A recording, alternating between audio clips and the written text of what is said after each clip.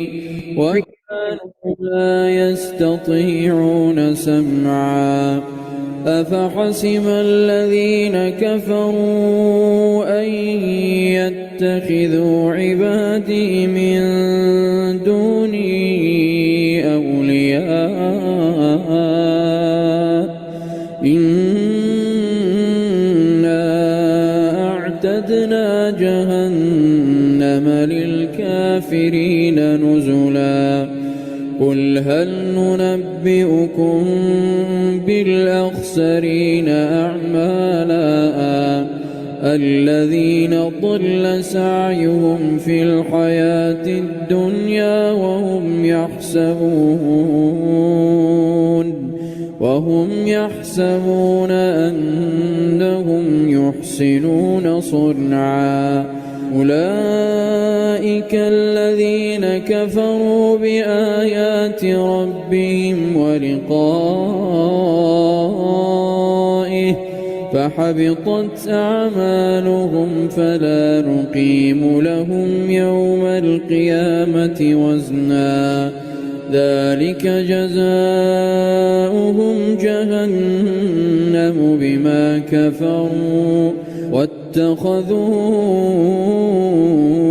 آياتي ورسلي هزوا إن الذين آمنوا وعملوا الصالحات كانت لهم جنات الفردوس نزلا خالدين فيها لا يبغون عنها حولا قل لو كان البحر مدادا لكلمات ربي لنفد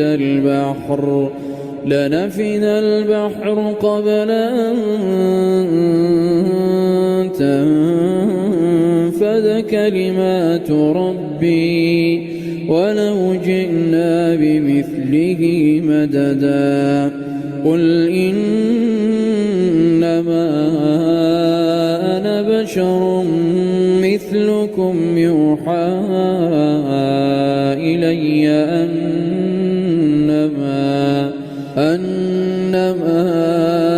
إلهكم إله واحد فمن كان يرجو لقاء ربه فليعمل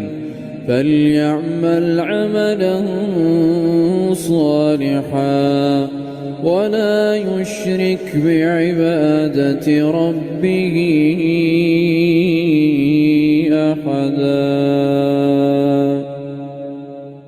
بسم الله الرحمن الرحيم الحمد لله الذي أنزل على عبده الكتاب ولم يجعل له عوجا قيما لينذر بأسا شديدا من لدنه ويبشر المؤمنين الذين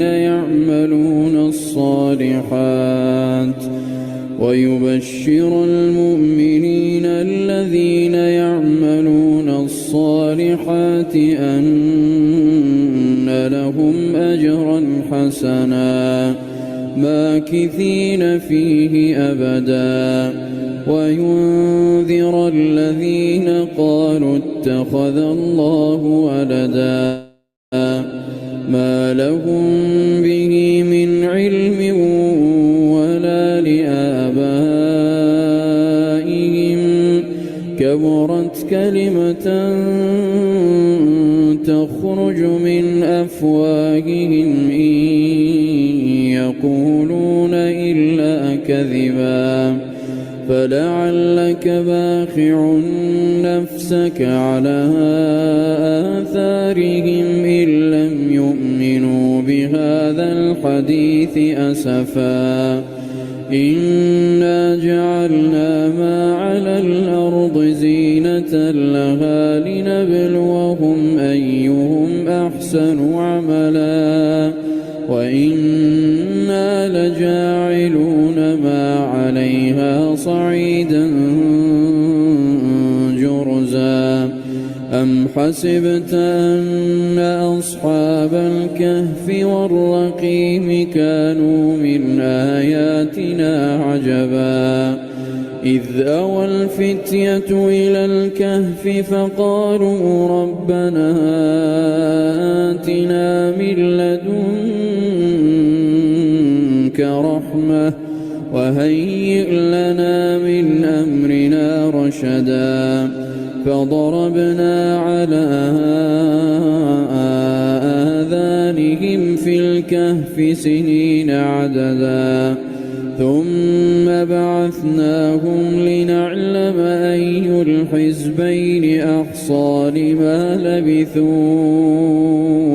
أمدا نحن نقص عليك نبأهم بالحق إنهم فتية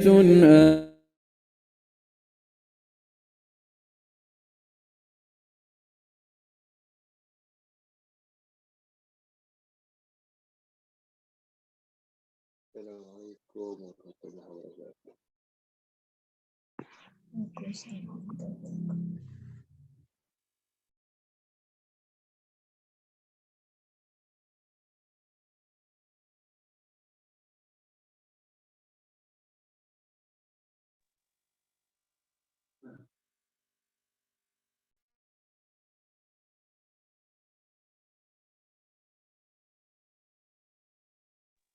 Waalaikumsalam.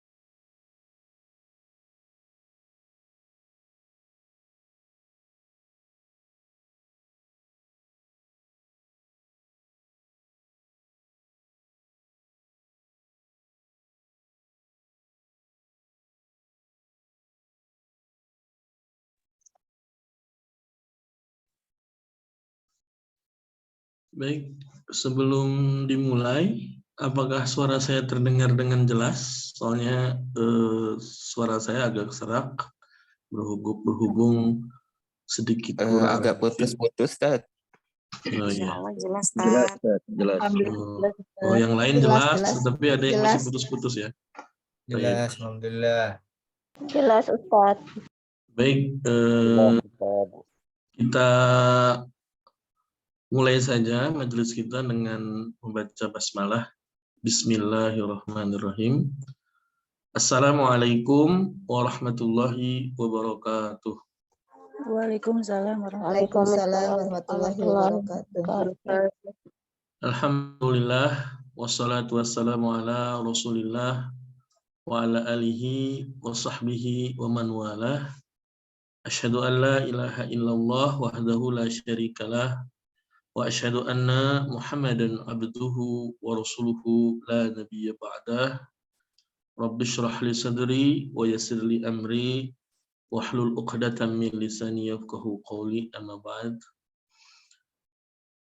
Alhamdulillah, Bapak Ibu, Ayah Bunda sekalian, kita kembali bertemu di majelis kajian kitab At-Tibyan fi Adabi Hamalatil Quran, dan ini adalah pertemuan kedua.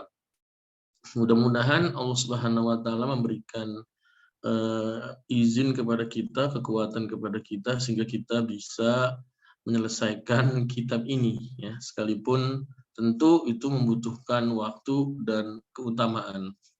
Jadi memang majelis kita ini adalah majelis ilmu, karena itu niatkan lillahi ta'ala untuk mendapatkan ilmu yang berkah sebagai pedoman kita selaku hamba Allah, dan juga tentunya menjalankan fungsi kita sebagai orang tua pengemban Al-Quran dan orang tua dari para pengemban Al-Quran. Kemudian yang selanjutnya, Al-Fakir, saya berharap Bapak Ibu Ayah Bunda semua memiliki kitab ini, ya, baik yang Arabnya maupun yang terjemahnya. Yang Arabnya ada yang versi tanpa harokat, ada juga yang berharokat. Nah, ini Al-Fakir dapatkan yang berharokat dan sudah di-share screen, mudah-mudahan bisa tampak dengan jelas. Baik, kita langsung saja. Kitab At-Tibyan fi Adabi Hamalatil Quran ini disusun oleh Imam Nawawi rahimahullahu taala, ya, disusun oleh Imam Nawawi Asy-Syafi'i rahimahullahu taala. Nah, di dalam rutbah derajat-derajat para imam mujtahid di lingkungan mazhab Syafi'i itu ada tingkatan-tingkatannya, ya, ada tingkatan-tingkatannya.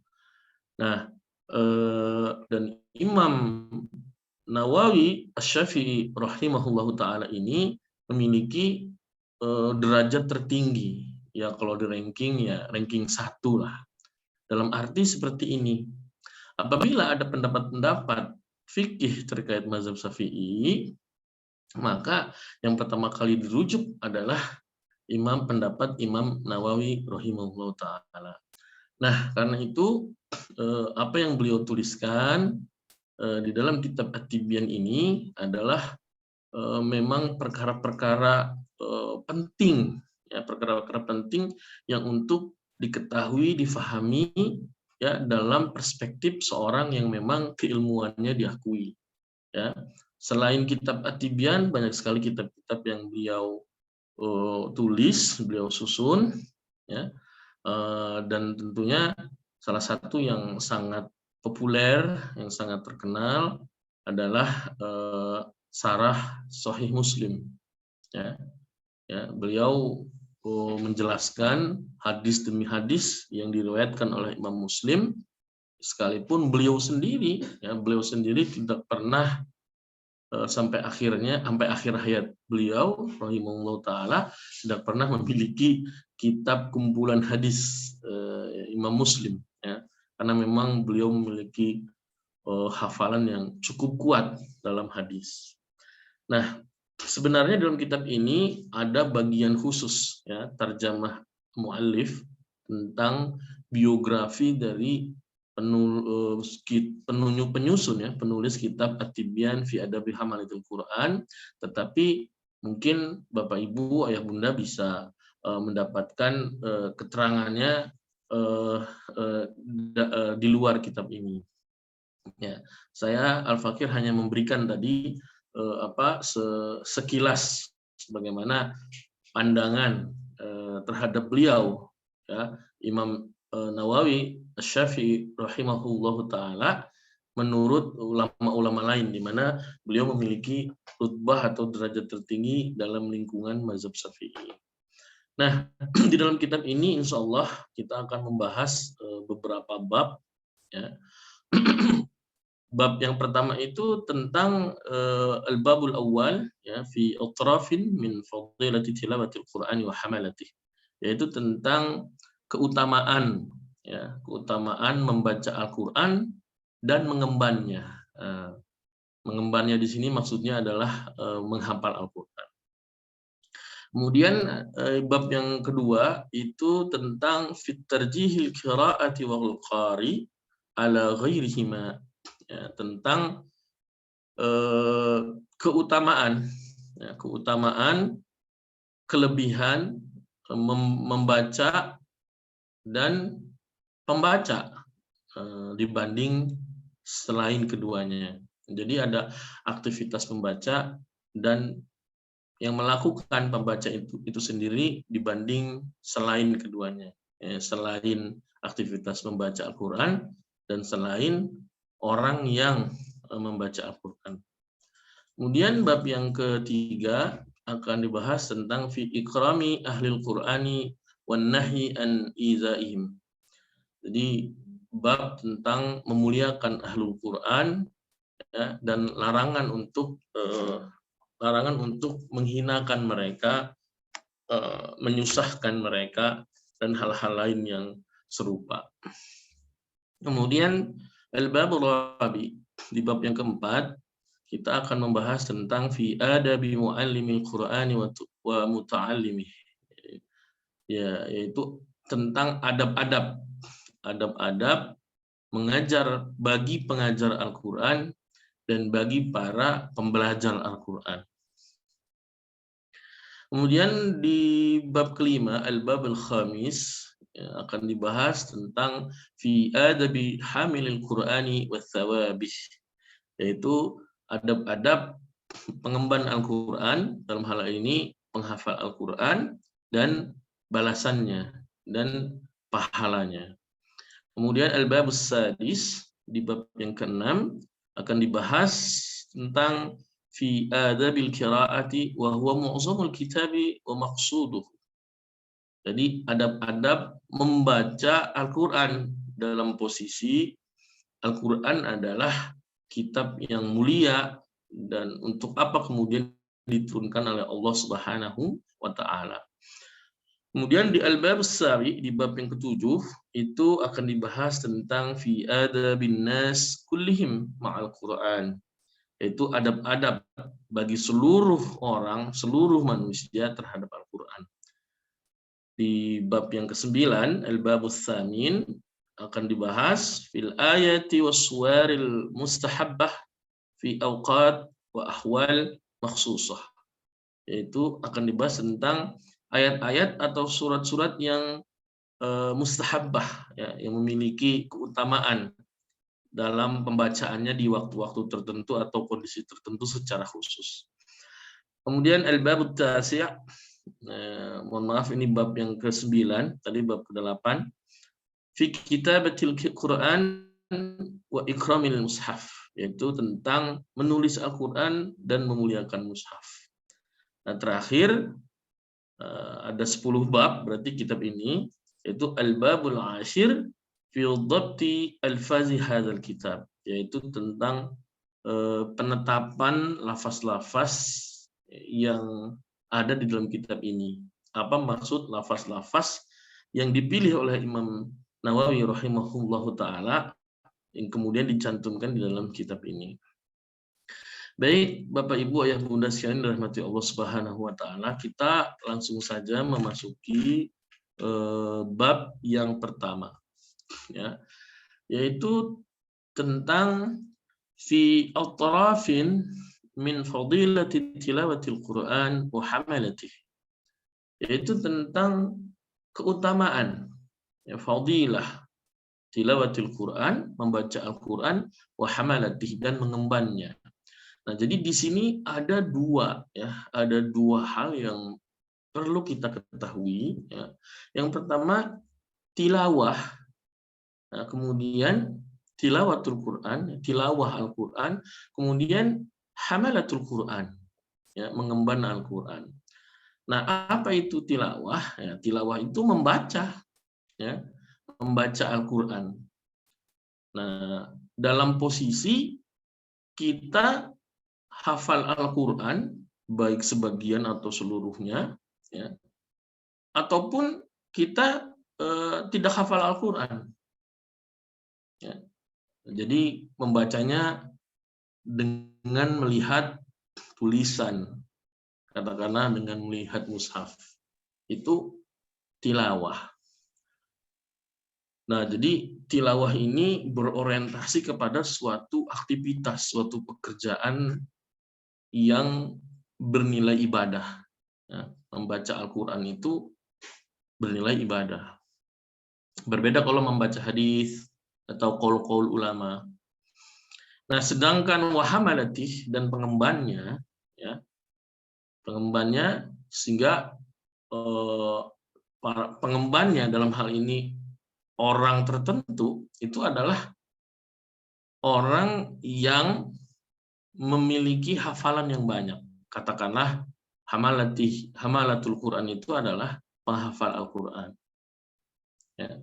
Jadi penghafal Al-Quran bisa saja dia membaca Al-Quran tanpa melihat tulisan, tanpa melihat mushaf, atau kemudian dengan melihat tulisan atau melihat mushaf.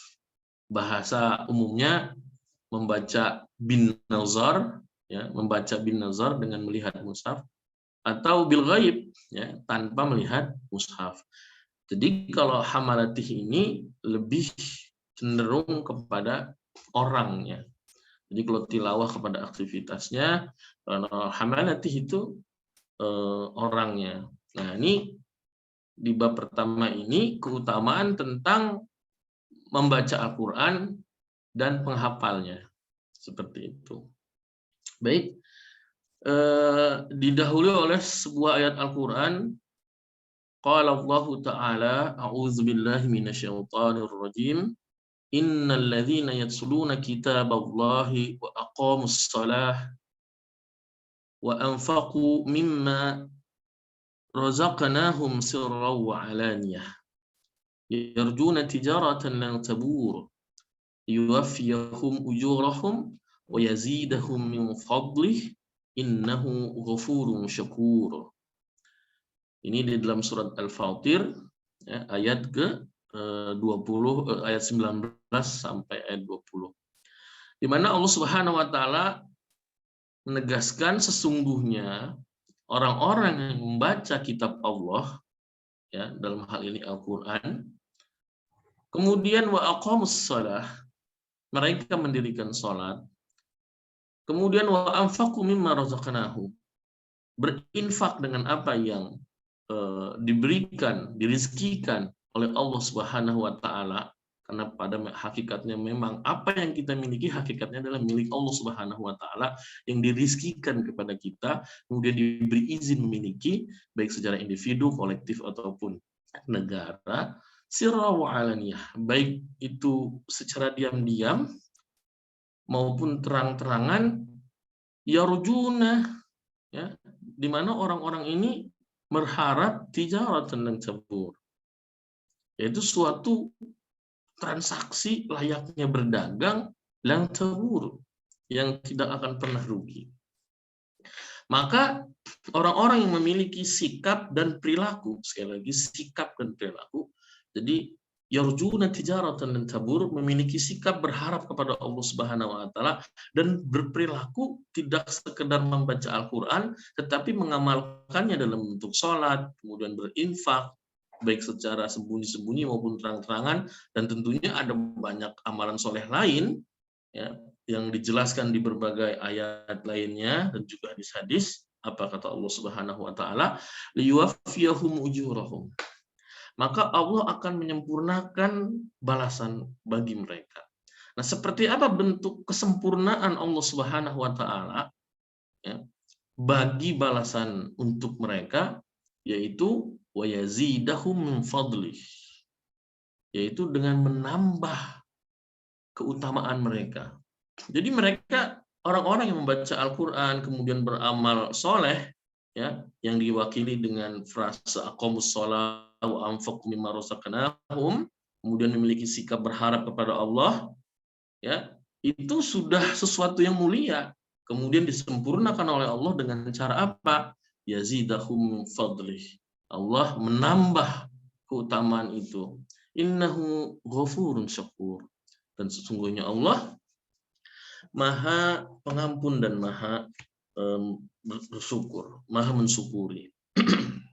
Maha mengampuni dan Maha mensyukuri. Nah, ini ayat yang ditulis oleh Imam Nawawi rahimahullahu taala sebagai ayat yang mesti kita tadaburi bagi orang-orang yang beriman ketika dia membaca kitab Allah, dalam hal ini Al-Qur'an.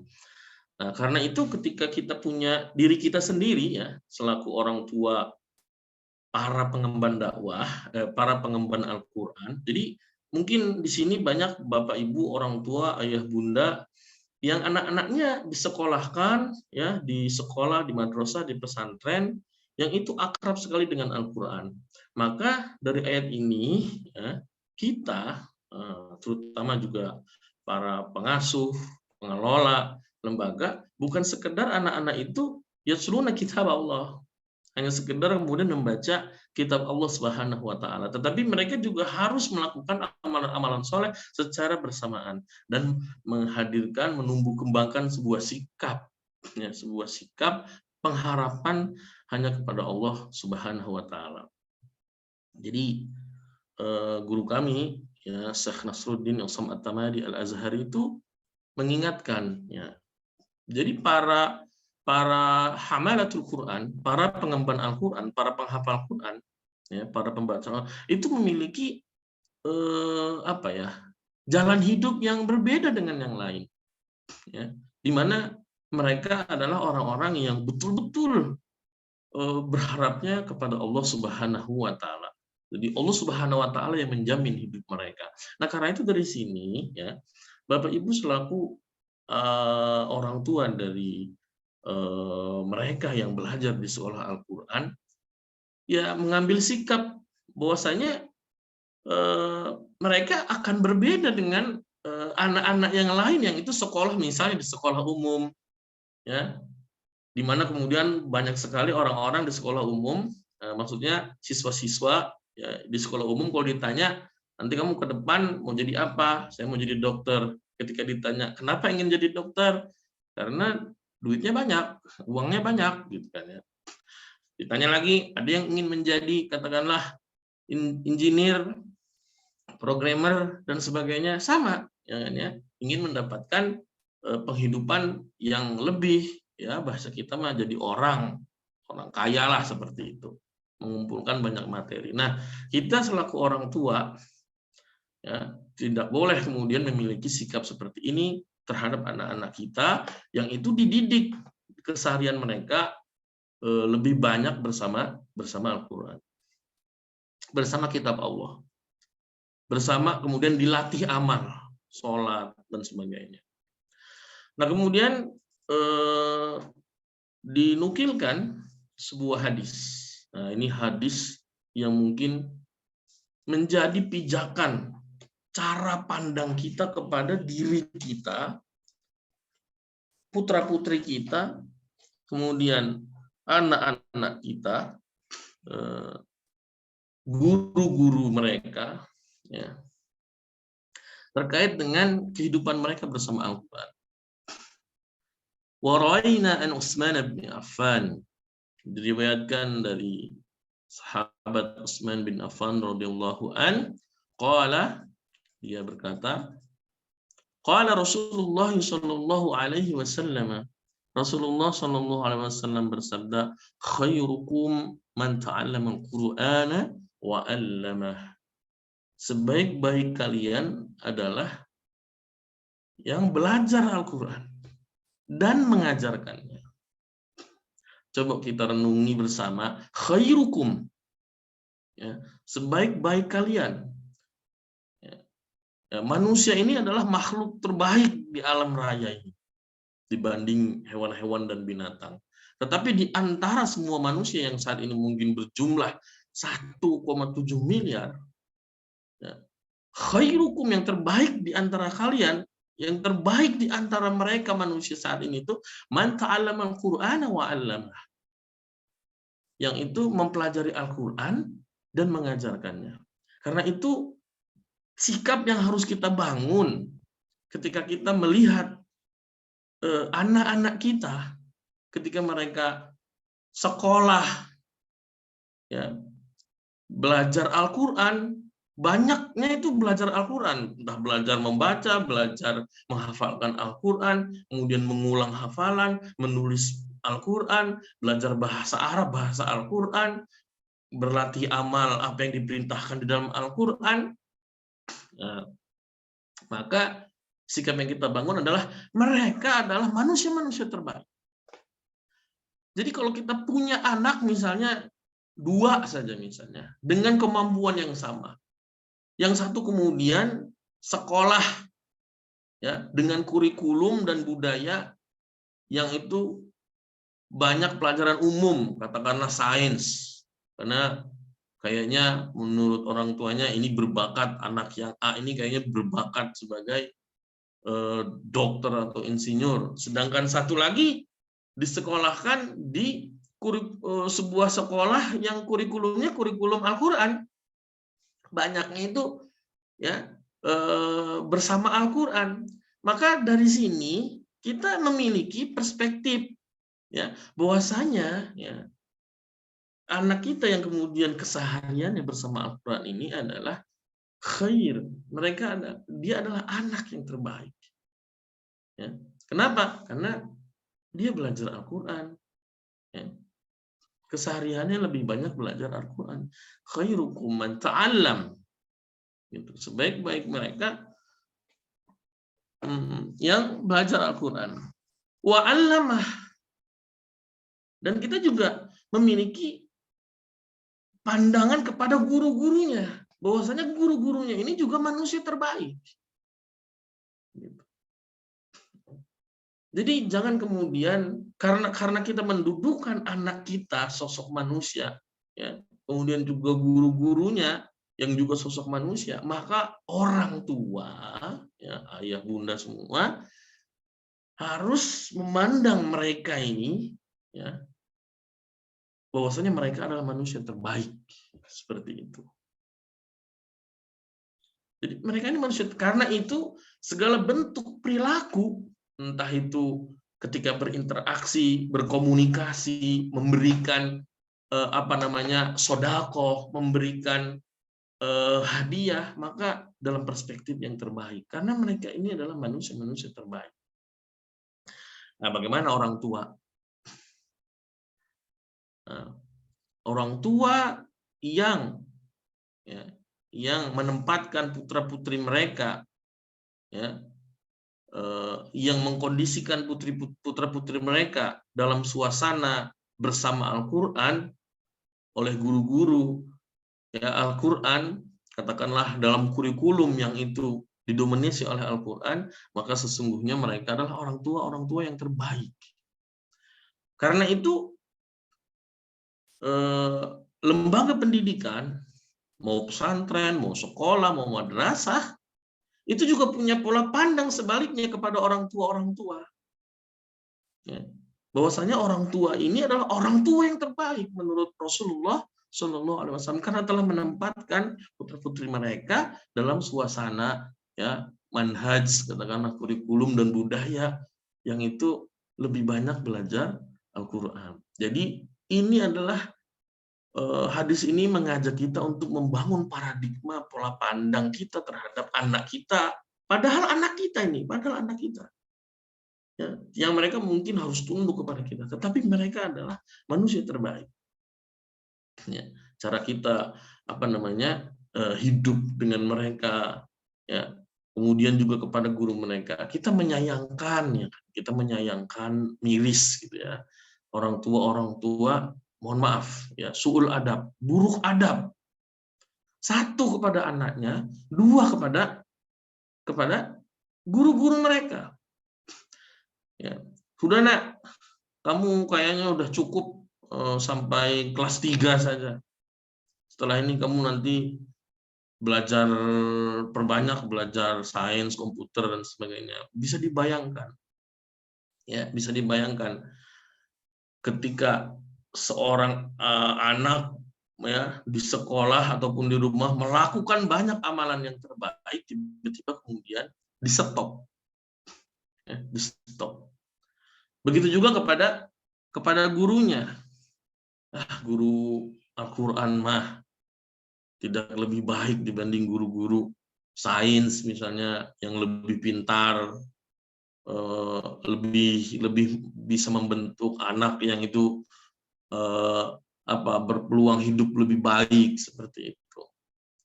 Nah, karena itu relasi antara orang tua dengan anak, dengan lembaga pendidikan itu harus dalam perspektif bahwasanya mereka ini adalah orang-orang terbaik. Begitu juga sebaliknya lembaga. Nah, jadi seolah-olah apakah di sini ada berapa pihak? Di sini ada satu pihak, dua pihak, atau tiga pihak?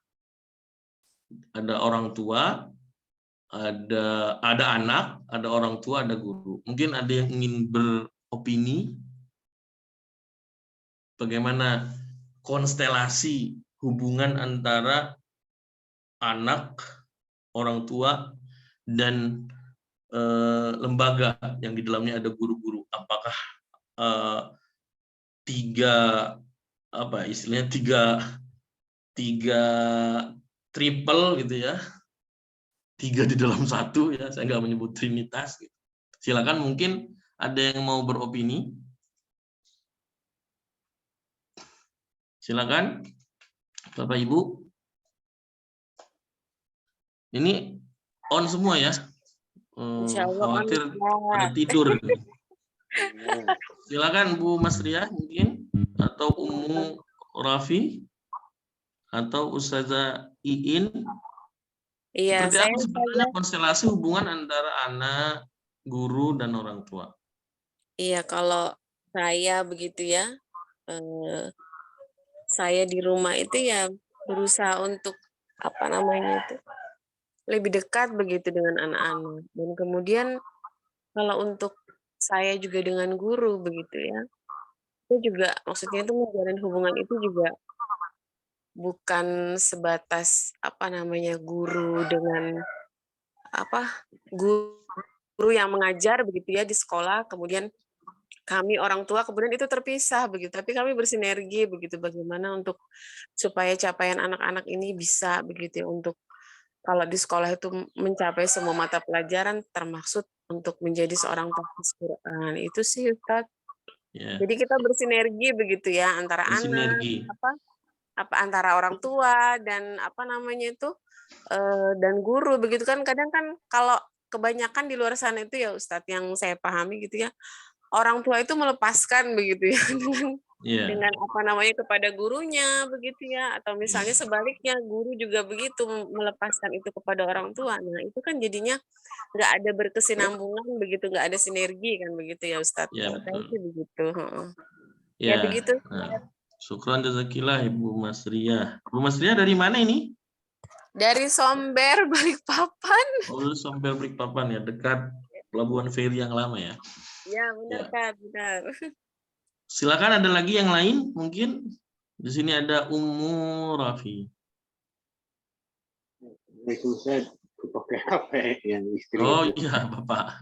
Silakan Pak. Ya, alhamdulillah terkaitnya mungkin kita sebagai orang tua dengan berbagai kekurangan gitu, kepada orang tua kadang-kadang suka minder juga kepada anak waktu di rumah. Makanya kita sebagai orang tua ya ke anak, ketika Bapak salah tolong benarkan di sini, Bapak tidak, ketika salah jangan dilihat dari orang tuanya gitu. Tolong kalian kan dibentuk itu untuk menjadi pengemban dakwah. Jadi siapapun yang salah nanti ya kita saling mengingatkan terkait itu. Mungkin dan juga mungkin terkait ada di luar sana ya, di mobil khusus daerah ketika pulang ya anak suka terbawa arus gitu ya. Kita berusaha untuk mengingatkan juga ketika ada terhadap guru bahwa ketika kamu di sekolah ya harus taat dan patuh terhadap guru karena kita sebagai seorang ayah telah menitipkan kita gitu kebijakan apapun silahkan gitu. Ya. Gitu. Ya, terima kasih Pak. Ya, baik. Terima kasih ke Abu Rofi berarti ya. Baik. Ya. Jadi seolah-olah kan ada tiga pihak ya di sini. Ada orang tua, ada anak, ya, kemudian ada lembaga. Nanti dijelaskan di dalam kitab ini. Ya, sebenarnya dalam konteks pendidikan hanya ada dua pihak, yaitu guru dan murid. Nah, murid itu siapa? Anak-anak kita. Nah, guru ini siapa? Nah, guru itu ada dua kemungkinan. Nah, bukan ada dua kemungkinan, ada dua jenis. Satu, dia orang tua. Kedua, seorang yang dipercaya. Sekali lagi, seseorang yang dipercaya oleh orang tua untuk mengajarkan. Artinya, antara lembaga, sekolah, madrasah, pesantren dengan orang tua itu ada dalam satu pihak. Ya. Nah, karena itu antara lembaga dengan dengan orang tua, ya, lembaga pendidikan dengan orang tua harus setidaknya tadi sempat disinggung oleh Ibu Mas Riyah yang dari Balikpapan, ya. KIS gitu ya. KIS itu satu komunikasi, ya. Kemudian yang kedua komunikasi. Jadi harus berkomunikasi. Jadi lembaga tidak boleh mengatakan seperti ini, ya. Saya nggak akan mau mendengarkan masukan dari orang tua, keluhan dari orang tua. Lembaga nggak boleh seperti itu. Karena mereka sebenarnya dalam posisi yang sama, dalam pihak yang sama. Nanti dijelaskan dalam kitab ini, mungkin agak jauh. Ya. Kemudian integrasi berarti kan menyatu, karena mereka sama-sama guru. Sama-sama guru bagi anak-anak ini, bagi generasi ini. Yang kemudian adalah tadi sinergi, ya. Jadi melakukan hal-hal yang tidak kontraproduktif, gitu kan ya. Si lembaga pendidikan mengajarkan ini, sedangkan orang tua mengajarkan sebagai guru, ketika menjalankan fungsi sebagai guru menjalankan itu, ya. Yang itu sifatnya kontra. Dan terakhir adalah solid, ya. Nah, otomatis ya hal penting ya dalam konteks sekarang,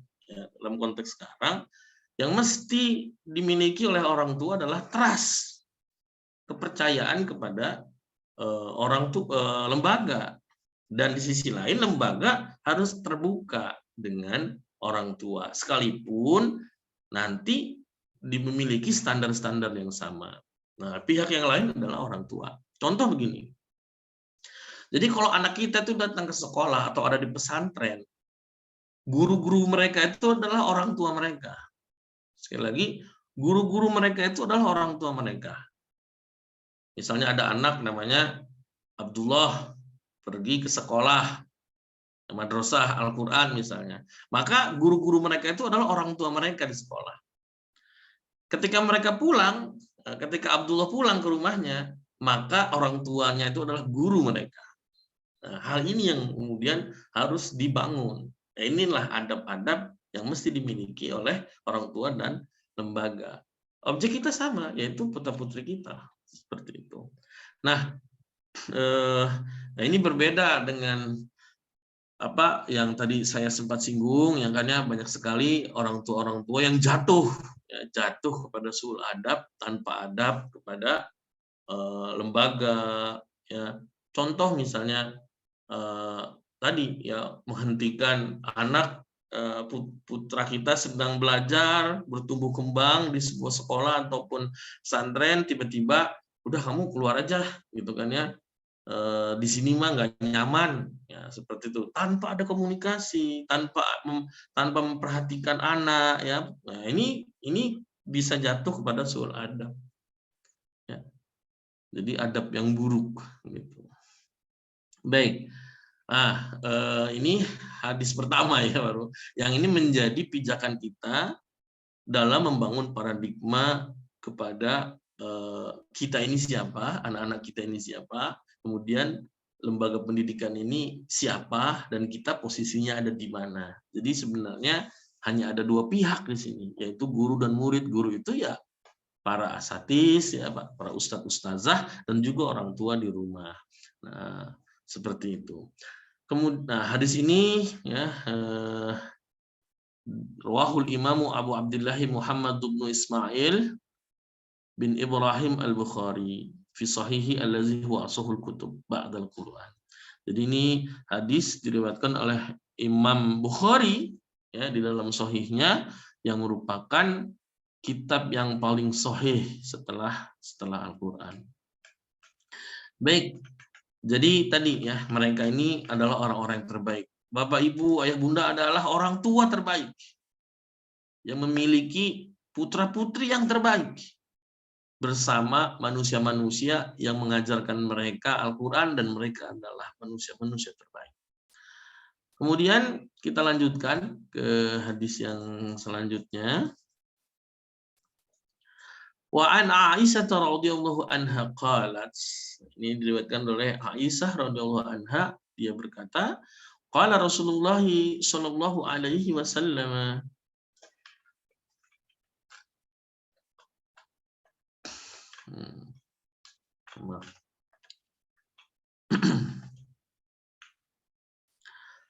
allazi yaqra'ul Qur'ana wa huwa mahir bihi ma'as-safaratil kiramin barara. Wallazi yaqra'ul Qur'ana huwa yata'ta'u fihi wa huwa syaqun 'alaihi lahu ajran. Rahul Bukhari wa Abul Husain Muslim bin Al-Hajjaj. Di sini, di hadis ini dijelaskan orang yang membaca Al-Quran dan dia mahir ma'a safaratil kiramin bararah, maka dia senantiasa bersama malaikat kebaikan. Jadi membaca Al-Quran dan mahir itu ketika membaca tidak ada salah ya.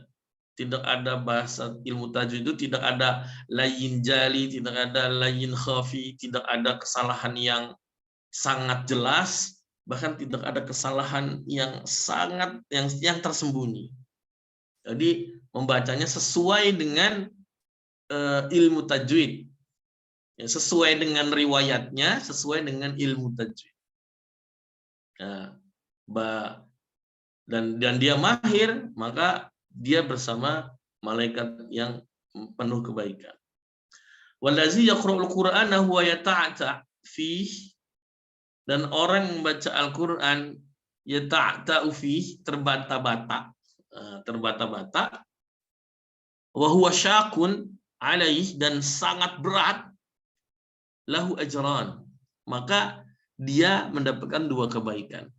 Kalau tadi bersenantiasa bersama malaikat yang penuh dengan kebaikan, kalau di sini mendapatkan dua pahala, dua kebaikan.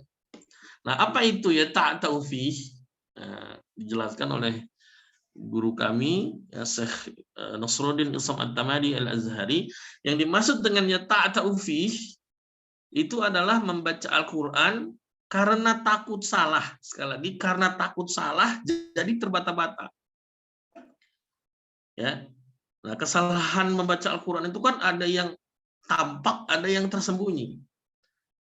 Yang tampak ya layin jali. Itu yang tampak itu misalnya adalah salah membaca harokat. Yang harusnya robba dibaca robbu. Nah, itu salah, ya kan ya? Karena dia takut salah membaca harokat, sehingga kemudian dia membacanya lambat bahkan terbata-bata. Nah, ini ajron, mendapatkan 2 pahala. Ya. Atau dia takut jatuh dalam kesalahan yang itu khofi, ya, yang itu tersembunyi.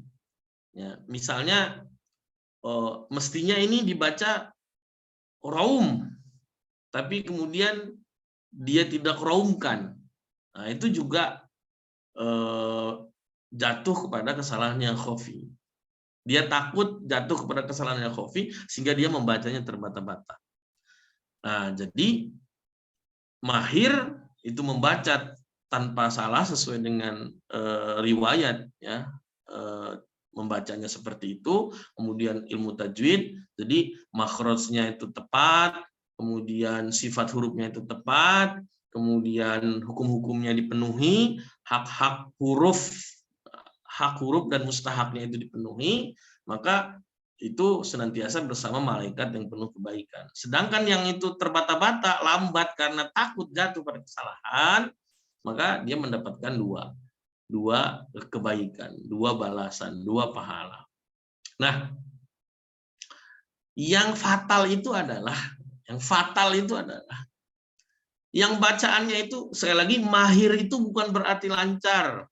Mahir itu bukan berarti cepat. Yang disebut mahir itu adalah yang bacaannya itu tidak menyimpang dari riwayat dan hukum-hukum tajwid. Nah, ada orang yang bacaannya lancar, belum tentu mahir. Belum tentu mahir. Ketika dia membaca dengan cepat, kemudian mengabaikan hukum-hukum karena merupakan hak-hak huruf, contoh misalnya tidak ada gunnah, tidak ada matobi'i, ya, semuanya itu kemudian dilibas karena ingin membaca dengan cepat, maka dikatakan dia berdosa. Apalagi kalau kemudian dia meremehkan perbaikan membaca, dia berdosa. Kenapa? Karena huruf-huruf ini memiliki hak, ya. Misalnya huruf sofir, ya, sod, sin, ya, zai. Nah, itu harus dibaca dengan sifat sofir, harus dikeluarkan dari tengah lidah misalnya. Nah, itu hak-hak huruf sin, huruf sod, dan huruf zai. Ya, ketika kemudian hak-hak huruf itu tidak dipenuhi, maka sekalipun bacaannya lancar, maka dia telah meremehkan Al-Quran. Nah, hadis ini membawa kita untuk membangun pada sebuah perspektif bahwasanya, ya, membaca Al-Quran itu bukan perkara yang remeh. Melakukan tilawah, hamilul menjadi penghafal Quran itu bukan perkara yang remeh. Tetapi ada hal yang harus diperhatikan. Yaitu apa? Hak-hak Al-Quran itu sendiri. Kenapa? Karena berimplikasi pada fadilah yang luar biasa. Ya. Nah, sehingga di sini kemudian mesti ada sebuah kurikulum yang memastikan anak ini, ya, kita dari tahapan belajar, dari tahapan terbata-bata kemudian menjadi mahir. Karena itulah para ulama kita menyusun disiplin-disiplin ilmu, ya, katakanlah misal ilmu tajwid, kemudian tahapan-tahapan belajarnya. Ya, contoh misalnya di dalam Matan Jazariyah, Imam Al-Jazari mengatakan izwajibun alaihi muhattamu qabla syuru'i awwalan an ya'lamu.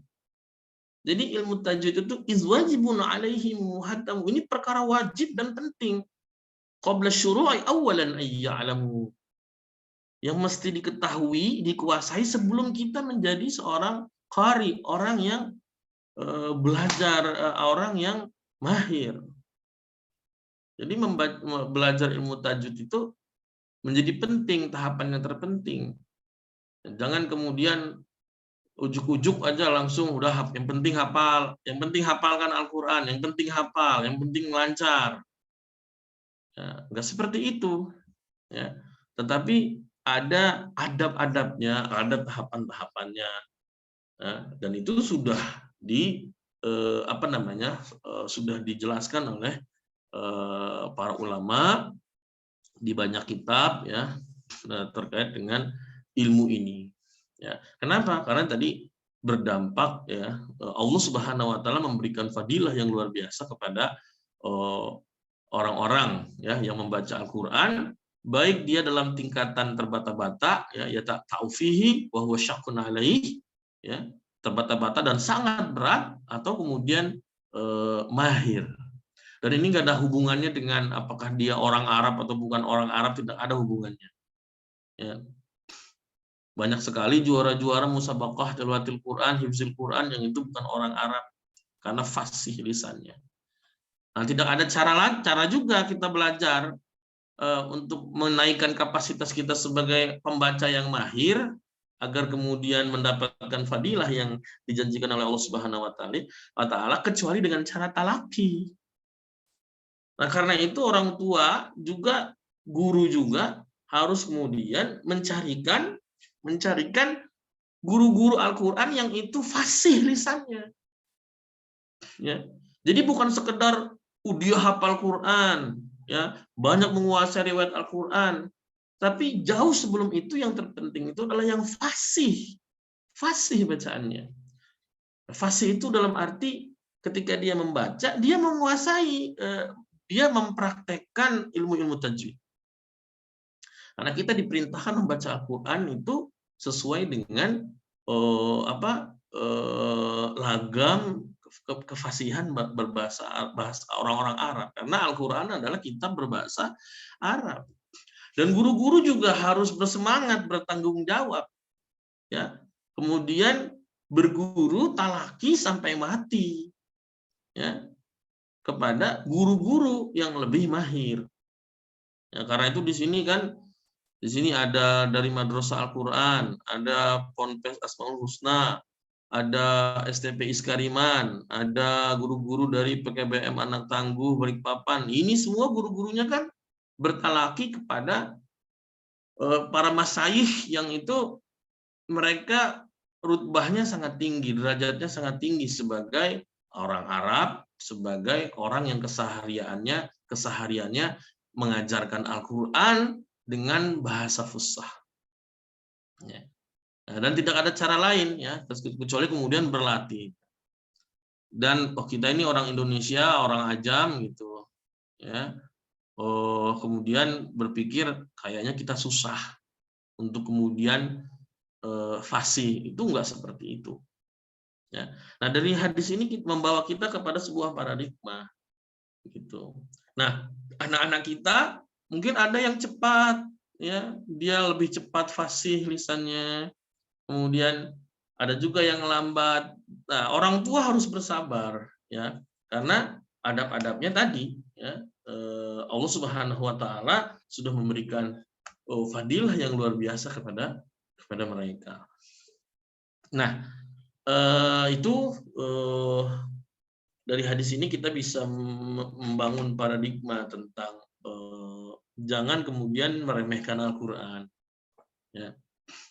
Tapi kalau mengatakan udahlah itu belakangan nanti bisa, nggak seperti itu. Ya, para ulama itu menegaskan izwajibun alaihim muhattamu qabla syuru'i awalan an ya'lamu. Nah, bagaimana ini kalau misalnya bacaannya ini banyak yang rusak? Ya, paralel itu dalam arti di satu sisi membaca dengan lancar alhamdulillah, di sisi yang lain dibenahi cara membacanya. Jadi ini tidak ada hubungan dengan cepat atau lambat membaca, tapi bagaimana konsistensi kepada hukum-hukum tajwid ketika membaca Al-Qur'an. Baik Bapak Ibu yang Bunda sekalian dirahmati Allah, satu lagi mungkin ya. Wa an Abi Musa al-Asy'ari radhiyallahu anhu qala, dari Abu Musa al-Asy'ari radhiyallahu anhu qala, dia berkata qala Rasulullah sallallahu alaihi wasallam, Rasulullah sallallahu alaihi wasallam bersabda, "Matsalul mu'minin allazi yaqra'ul Qur'an perumpamaan seorang beriman yang membaca Al-Quran, ya, itu masalul utrujah, seperti buah utrujah. Nah, buah utrujah itu buah dari genus atau family jeruk-jerukan lah, seperti itu, lemon-lemonan gitu. Rihuha thayyib wa ta'muha thayyib. Jadi aromanya itu enak, ya. Dan ketika dimakan rasanya juga enak. Nah, itu permisalan seorang mukmin yang itu membaca Al-Qur'an. Wa masalul mu'min allazi la yaqra'ul Qur'an, dan permisalan seorang mukmin yang tidak membaca Al-Qur'an, masalut thamarah. Nah, itu seperti buah kurma. Nah, semua udah tahu kurma ya, dengan aneka macam jenis kurma. La riha laha wa ta'muha hulun. Jadi nggak ada aromanya, tapi rasanya ya lumayan manis ya. Seperti itu. Itu perumpamaan orang beriman yang tidak membaca Al-Qur'an. Wa masalul munafiqil ladzi yaqra'ul Qur'an, dan permisalan seorang munafik yang membaca Al-Qur'an, masalur raihanah. Nah, itu seperti buah raihanah. Buah raihanah. Rihuha thayyib wa ta'muha murrun. Ya. Itu ini buah raihanah itu seperti buah family atau genus mangga gede. Dia aromanya sangat menyengat, tapi ketika dicicipi asam sekali, gitu. Ya kalau di Sumatera, Kalimantan itu ada buah namanya buah bijai namanya ya, mangga gede, itu aromanya sangat menyengat, menarik, tapi ketika dicicipi itu asam dan getahnya berbahaya. Wa masalul munafiqil ladzi la yaqra'ul Qur'an, adapun seorang munafik yang itu tidak membaca Al-Qur'an, ya sudah munafik enggak baca Qur'an lagi ya. Kama salil hanzalah, dia seperti buah hanzalah. Buah hanzalah itu buah yang kemudian ada selimut duri-duri kecil gitu. Laisa harihun, ya, tidak ada bau, wa ta'muha murrun, ya, kalau kemudian dicicipi asam pahit luar biasa. Bahkan diinformasikan buah hanzalah ini itu beracun, yang kalau burung-burung saja mencicipi, ya, itu bisa menyebabkan kematian pada burung itu. Dan ini hama, itu hama kalau di tanah Arab, ya, di Timur Tengah, hanzalah ini adalah hama gitu. Dan berbahaya bagi manusia juga hewan-hewan. Nah, ini permisalan-permisalan yang diberikan oleh Rasulullah Shallallahu Alaihi Wasallam terkait karakter-karakter, ya, karakter-karakter manusia. Kalau dia beriman baca Quran, dia seperti utrujah. Kalau dia beriman gak baca Quran, ya, dia seperti kurma. Kalau dia munafik baca Quran, dia seperti raihanah, ya, mangga asam pahit. Ya, kalau dia seorang munafik gak baca Quran, dia seperti hanzalah, ya, buah berduri beracun dan berbahaya. Nah, di sini diriwayatkan oleh Imam Bukhari dan Imam Muslim. Baik, Bapak Ibu, ayah bunda sekalian rahmati Allah Subhanahu wa taala, kita ada di ujung majelis kita pagi hari ini. Silakan sekiranya ada yang ingin disampaikan, ya, atau yang mungkin didiskusikan. Saya persilakan.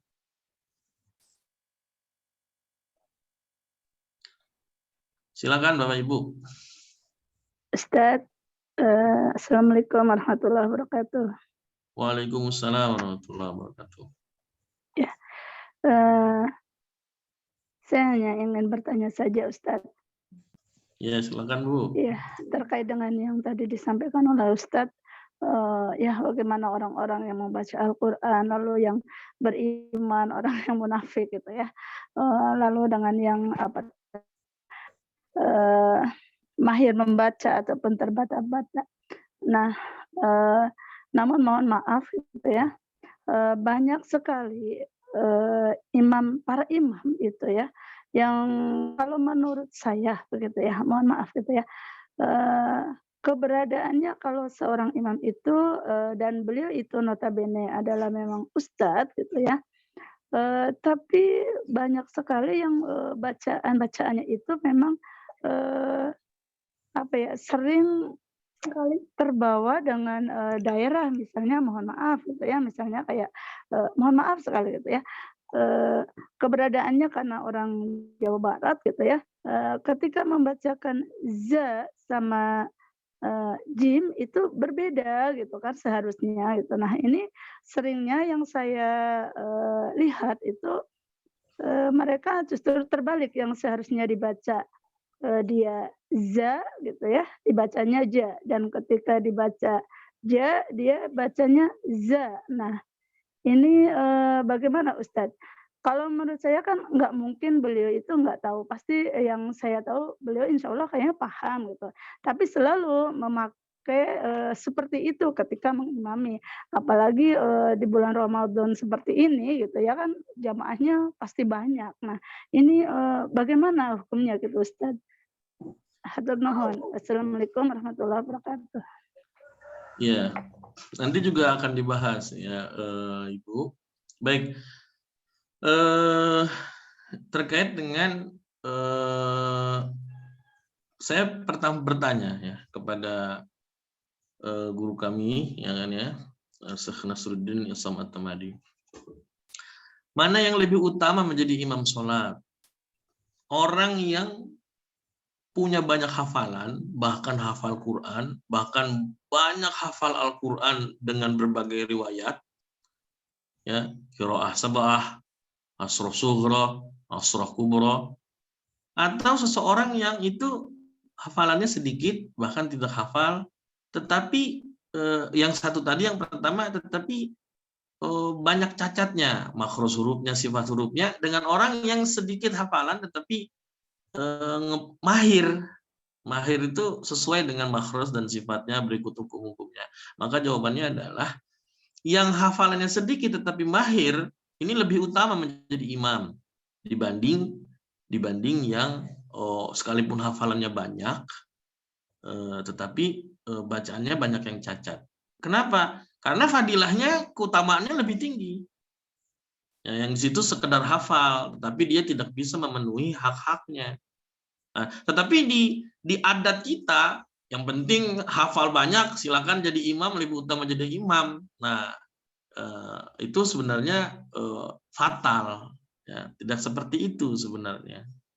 Ya, jadi itu yang pertama. Kemudian yang kedua, ketika seseorang menjadi imam, ini dibahas dalam kajian fikih, ya. Bacaan imam itu bisa saja bisa saja itu membatalkan sholat. Kebayang ya kalau imamnya batal semua makmumnya. Contoh misalnya dalam mazhab Syafi'i, ya, takbiratul ihram itu adalah rukun, dan takbiratul ihram itu harus kemudian berbarengan dengan lafaz Allahu Akbar. Ya. Dalam mengucapkan Allah itu kan harus ditafkhim, harus ditebalkan. Kebayang kalau dia mengatakan Allahu Akbar, batal semuanya. Ya. Allahu Akbar. Nah, jadi itu takbiratul ihram. Kemudian takbiratul ihram. Kemudian Al-Fatihah. Al-Fatihah ini menjadi rukun. Nah, di sini nanti kita tinggal melihat, ya kan ya. Kesalahannya ini kesalahan yang fatal, yang besar, layin jali ataupun khafi. Ya. Ketika Al-Fatihah tidak sempurna dengan berbagai aneka riwayatnya memang bebas, ya, mau riwayat Hafs an Asim, riwayat Hamzah, mau bacanya siratal ladzi waladdallin atau waladdallin, itu riwayat-riwayat, tetapi ini adalah bagaimana memenuhi hak-hak tadi agar tidak salah fatal. Nah, kalau salahnya itu kemudian lain jadi kesalahan fatal, salah baca harokat, ya, bismillahirrahmanirrahim, nah, itu fatal. Nah, itu yang kedua. Kemudian yang ketiga, ya, ini kita memang hidup dalam suasana yang penuh dengan keawaman. Saya mengatakannya keawaman ya, karena sebenarnya sih kebodohan ya. Jadi keawaman, kemalasan dalam kemudian belajar belajar Al-Qur'an. Padahal ini penting ya. Ini saya sampaikan saja. Di dalam kitab Al-Itqan fi Ulumil Quran, Imam As-Suyuti itu menegaskan, satu-satunya ilmu yang wajib punya sanad itu adalah bacaan Al-Qur'an. Kita mengambil bacaan Quran ini dari siapa? Gitu. Jadi cara kita mengucapkannya seperti itu dari siapa? Saya contohkan. Kitabah, ya. Wa anna hadzal kitaba. Kemudian ada lagi yang mengatakan wa anna hadzal kitab, huruf kaf dalam keadaan berharokat tetapi dihamas. Ada juga yang tidak dihamas. Ini ya kalau Al-Fakir, guru-guru semua mungkin ketika huruf kaf berharokat tidak dihamas. Huruf kaf berhamas itu ketika sukun saja. Ya. Karena alaminya huruf kaf itu ketika dia berharokat dia sudah hamas. Sifat hamas. Nah, ini menjadi penting ya. Kebanyakan orang, termasuk orang yang sudah jadi yang dipercaya menjadi imam ya, itu enggan ya, karena sudah merasa saya sudah dipercaya oleh jamaah, selesai. Nah, karena itu di sini kembali kepada kesadaran orang-orang yang menjadi imam ya. Nah, 4 ya, ini saya berbicara lebih khusus lagi ya kepada Bapak Ibu, Ayah Bunda yang kebetulan putra-putrinya sekolah di sekolah Al-Qur'an. Jadi jangan sekedar menjadi orang tua pengemban Al-Qur'an, para pengemban Al-Qur'an. Jadi jangan sekedar menjadi orang tua para pengemban Al-Qur'an, tapi jadilah orang tua pengemban Al-Qur'an. Jadi Bapak Ibu harus belajar juga. Ya, makanya ada obrolan di antara kami, mudah-mudahan ke depan kita ngebuat kelompok halqoh gitu ya, halqoh online. Ya mungkin orang tua semua dibagi kelompok-kelompok, ya 2 minggu sekali, ya kan ya, memperbaiki bacaannya kepada guru-guru ya di sini. Ya, mudah-mudahan biiznillah kalau waktunya ada ya. Kalau nggak ada ya Bapak Ibu juga harus kemudian mencari guru. Tadi guru yang terpercaya, yang fasih bacaannya.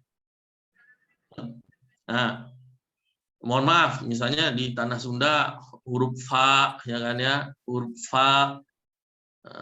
fa itu huruf hamas ya kan ya, bukan pak. Ya kan ya.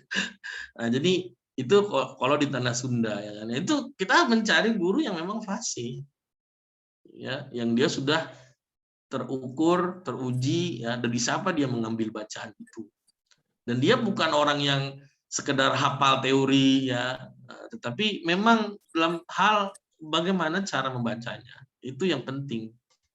Nah, sekarang sebagai bahan renungan, nah kira-kira ini bulan Ramadan ya, bulan diturunkannya Al-Qur'an ya. Intinya begini ya, semangat yang harus kita bangun adalah bagaimana kita menggerakkan mulut kita, menggerakkan lidah kita ketika membaca Al-Quran seperti Rasulullah menggerakkan mulut dan lisan. Ya, seperti itu. Jadi kita merasa sakinah, merasa yakin, aku membaca ayat ini, aku mengucapkan huruf ini, itu sama persis dengan Rasulullah SAW. Sebenarnya itu yang terpenting. Itu deep meaning, pemahaman pemaknaan yang mendalam tentang membaca Al-Quran. Ya, itu permasalahan salah satu permasalahan umat ya, bagaimana umat ini jauh dari kefasihan dalam Al-Qur'an, itu permasalahan umat. Di samping permasalahan umat ini banyak sekali ya, Dan itu semua terjadi karena kita dalam lingkungan yang itu jauh dari jauhul islami, lingkungan islami, seperti itu. Ya setidaknya pada saat ini jangka pendek, kemudian dengan cover area yang sedikit, ya kita, ya diri kita, anak-anak kita itu belajar Al-Quran kepada guru-guru yang mereka memang punya sandaran, punya sanad kepada orang-orang yang fasih, yang trust, terpercaya. Seperti itu. Sekali lagi bukan masalah cepat atau lambat ya. Kalau anak-anak kita baca masih terbata-bata, bukan itu, bukan. Ya, karena mau mahir, mau lambat, Allah Subhanahu Wa Taala mendudukan mereka dalam fadilah yang tinggi, keutamaan yang tinggi. Tapi yang terpenting itu adalah bagaimana mereka sudah memenuhi hak-hak huruf ini belum, seperti itu. Mungkin itu komentar atau tanggapan saya dari Ibu siapa tadi. Ya. Baik, silakan yang lain mungkin. Masih ada waktu nih. Assalamualaikum Ustaz. Waalaikumsalam. Saya Bu Sri dari Anak Tangguh Balikpapan Ustaz. Mau bertanya Ustaz. Terkait dengan hadis tadi yang orang pandai dan orang yang membaca dengan terbata-bata. Tadi kan dijelaskan bahwa terbata-bata di sini digambarkan karena seperti ulang tadi kan takut salah membaca atau takut jatuh pada kesalahan yang khafi tadi Ustadz ya, sehingga pelan gitu Ustadz ya membacanya. Nah, selama ini mendengarnya atau mendapatkan penjelasan ya, pernah mendengar biasanya hadis ini digunakan untuk memotivasi orang-orang yang belajar membaca atau memperbaiki bacaan Quran, bahwa ketika terasa berat gitu Ustaz ya, sulit, terbata-bata, nggak lancar-lancar, itu bahwa yang dilakukan terbata-bata karena belum bisa tadi itu mendapatkan 2 pahala. Jadi gimana mendudukannya Ustaz ya, terbata-bata di sini maksudnya karena belum bisa ataukah karena proses menjaga tadi Ustaz? Mohon penjelasannya Ustaz. Syukran. Baik. Jadi ada 2 jenis pembelajar Al-Quran ya, atau ada 2 jenis pembaca Al-Quran. Yang satu mahir, yang satu mahir, yang kedua belum mahir. Belum mahir itu diindikasikan dia terbata-bata atau berat sekali dia membaca itu, susah sekali. Nah, mau yang mahir, mau yang belum mahir, ya, mereka punya fadilah keutamaan di sisi Allah Subhanahu Wa Taala. Itu yang pertama. Kemudian yang kedua, bagi yang belum mahir itu pahalanya 2. 2 itu maksudnya bukan 1, 2 ya, maksudnya 2 kali lipat. Ya. Kenapa? Karena dia mau belajar. Oh, ini yang saya lupa sampaikan dari guru kami. Kenapa dia mendapatkan 2 pahala? Ya. Karena dia mau belajar. Yang berdosa itu adalah kalau dia nggak mau belajar. Gitu. Jadi, nah, yang namanya belajar, orang kan ada yang cepat, ada yang lambat, ya. Ini adalah suatu proses. Jadi, kembali ke pertanyaan tadi, ini adalah suatu proses yang membutuhkan kesabaran. Sampai kemudian dia mahir. Ya. Kemudian yang ketiga, ini tidak ada hubungannya dengan kecepatan. Membaca Al-Quran itu kan logikanya ada 3 ya, cepat, lambat, sedang, gitu. Ya. Yang cepat itu hadar namanya, hadar. Kemudian yang lambat namanya tahqiq. Kemudian yang sedang namanya tadwir. Baik lambat, sedang, cepat, kita harus dituntut tartil membaca itu. Jadi tartil itu definisinya adalah 1, membaca Al-Quran sesuai dengan ilmu tajwid, kedua, bisa mentadaburi Al-Quran. Jadi seseorang yang membaca Al-Quran sudah sesuai dengan ilmu tajwid, mahir, belum tentu dia tartil. Yang tartil itu kalau dia sudah bisa membaca dengan mahir, kemudian dia bisa mentadaburi Al-Quran. Nah, ini ada di dalam kitab I'lamul Awam ya, yang disusun langsung oleh Syekh Nasruddin As-Sam'ad Tamadi Al-Azhari. Ya. Jadi tidak ada hubungan dengan cepat atau lambat. Ya, saya pernah bertanya kepada salah seorang Syekh Al-Azhari, berapa paling cepat, ya, yang secara manusiawi, secara pengalaman Syekh itu bisa makbul dalam derajat hadr, cepat. Nah, beliau bilang, menurut pengalaman saya 15 menit. Ya. 15 menit itu 1 juz. Gitu. Tetapi saya tetap merasa saya memenuhi hak-hak Al-Quran itu. Yang masalah itu adalah cepat kalau dia meremehkan hak-hak huruf-huruf Al-Quran. Jadi seperti itu ya, butuh kesabaran. Kemudian yang penting itu adalah karena satu-satunya cara kita belajar Al-Quran itu adalah dengan talaki. Ya, talaki itu kita langsung praktek bersama guru. Ya, pertanyaannya, mau talaki ini sampai kapan? Maka ketika kita melihat contoh dari Rasulullah SAW, Rasulullah itu talaki kepada siapa? Kepada malaikat Jibril. Ya. Dan Rasulullah talaki kepada malaikat Jibril itu setidaknya ya di setiap tahun di bulan Ramadan, dan Ramadan terakhir Rasulullah sebelum wafat itu 2 kali di hadapan Jibril langsung. Nah, maka kita sebagai hamba Allah, baik guru Quran maupun bukan, setidaknya talaki Al-Quran itu sepanjang hayat. 1, ya, untuk memperbaiki bacaan kita. Ya. 2, untuk mengevaluasi bacaan kita ini konsisten atau tidak. Kalau sudah mahir, apakah harus talaki? Masih wajib.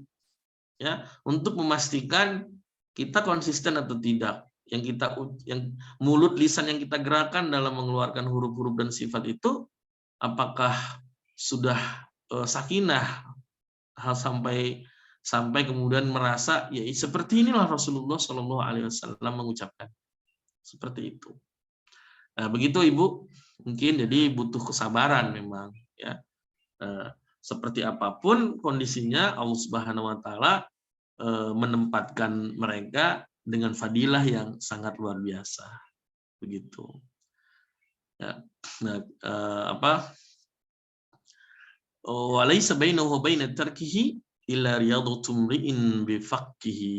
Ya, jadi Imam Al-Jazari di dalam salah satu bait Matan Jazariyah mengatakan seperti itu.